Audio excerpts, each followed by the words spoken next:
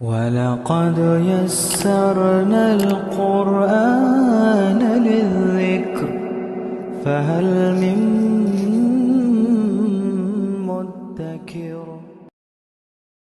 بسم اللہ الرحمن الرحیم۔ پر گفتگو کرنے لگی عورتیں شہر کی کہ عزیز کی بیوی مائل کرنا چاہتی ہے اپنے غلام کو اپنے آپ پر قابو نہ رکھتے ہوئے، یقیناً گھر کر گئی ہے اس کے دل میں محبت، بے شک ہم دیکھتے ہیں اسے کھلی گمراہی میں۔ اور آیت نمبر 31، پھر جب اس نے سنی ان کی گفتگو تو بلا بھیجا انہیں اور مرتب کی ان کے لیے ایک محفل اور دے دی ہر ایک کو ان میں سے ایک چھری اور کہا یوسف سے کہ آ جا سامنے ان کے۔ بس جب انہوں نے دیکھا اس کو تو اس کا روب حسن ان پر ایسا چھایا کہ کاٹ لیے انہوں نے اپنے ہاتھ اور بول اٹھی، پناہ اللہ کی، نہیں ہے یہ بشر، نہیں ہے یہ مگر ایک بزرگ فرشتہ۔ کہا اس نے تو یہی ہے وہ طعنہ دیتی تھی تم مجھے جس کے بارے میں، اور بے شک میں نے مائل کرنا چاہا اس کو اپنے آپ پر قابو نہ رکھتے ہوئے، مگر یہ بچا رہا، اور اگر نہ کرے گا یہ وہ جو میں چاہتی ہوں تو ضرور قید کیا جائے گا اور ہو جائے گا ذلیل۔ کہا اس نے میرے رب قید خانہ زیادہ بہتر ہے مجھے اس سے،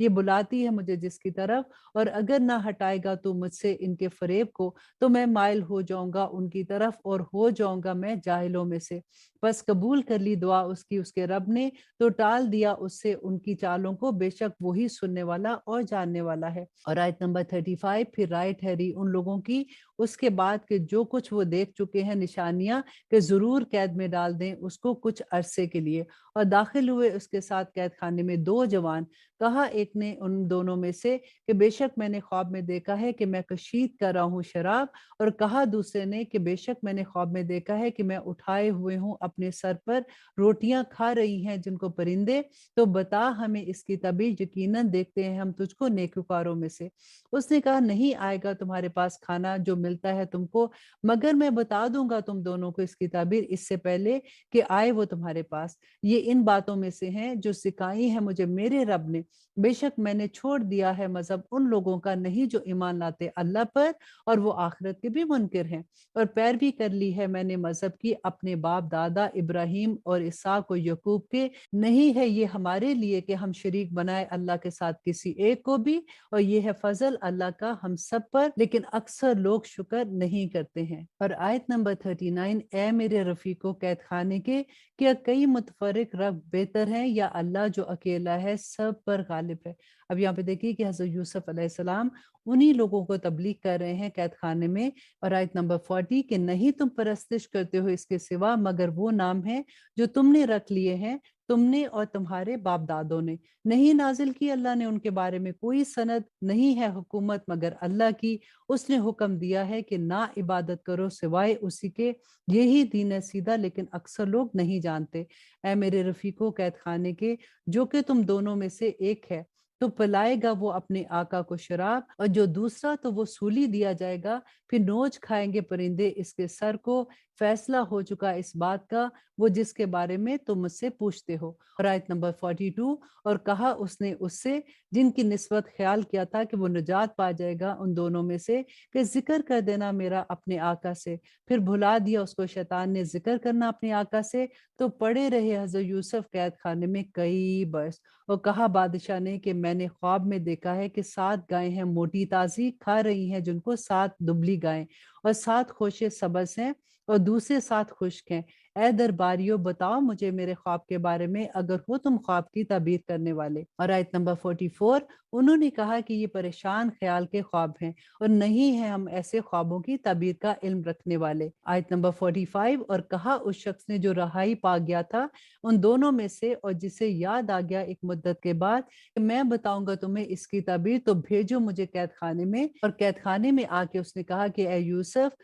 بڑے سچے، بتا ہمیں 7 گایوں کے بارے میں موٹی تازی کھا رہی ہیں جن کو 7 دبلی گائیں اور 7 خوشے سبز ہیں اور دوسرے 7 خشک ہیں، تاکہ میں واپس جاؤں لوگوں کے پاس شاید کہ وہ آگاہ ہوں۔ اور آیت نمبر 47، کہا اس نے کہ کھیتی کرتے رہو تم 7 سال متواتر، تو جو غلہ کاٹو تو رہنے دینا اسے خوشوں میں سوائے تھوڑی مقدار کے جس میں سے تم کھاؤ گے، پھر آئیں گے اس کے بعد 7 سال بہت سخت، کھا جائیں گے وہ جسے تم نے جمع کر رکھا ہو ان کے لیے، سوائے تھوڑی مقدار کے جس کو تم رکھ چھوڑوگے۔ پھر آئیں گے اس کے بعد 1 سال جس میں ہوگی خوب بارش لوگوں کے لیے، اور اس میں وہ رس نچوڑیں گے۔ اور کہا بادشاہ نے میرے پاس لے آؤ اسے۔ سو جب آیا اس کے پاس قاصد تو اس نے کہا واپس جاؤ اپنے آقا کے پاس، پھر اس سے پوچھو کہ کیا معاملہ ہے ان عورتوں کا جنہوں نے کاٹ لیے تھے اپنے ہاتھ، بے شک میرا رب ان کے فریب سے خوب واقف ہے۔ کہا اس نے کہ کیا قصہ تھا تمہارا جب تم نے مائل کرنا چاہا یوسف کو اپنے آپ پر قابو نہ رکھتے ہوئے؟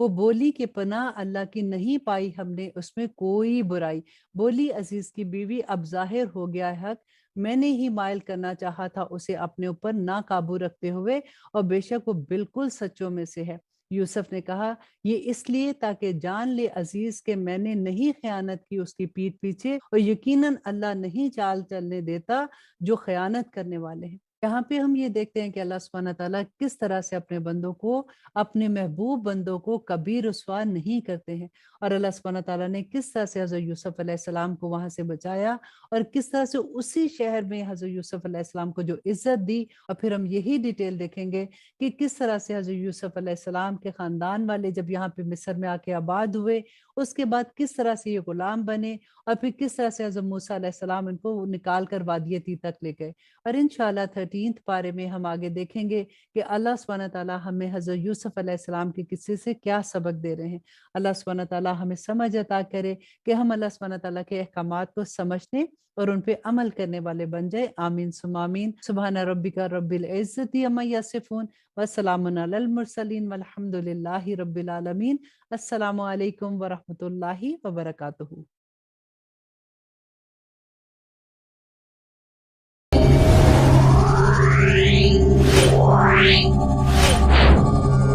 Meow.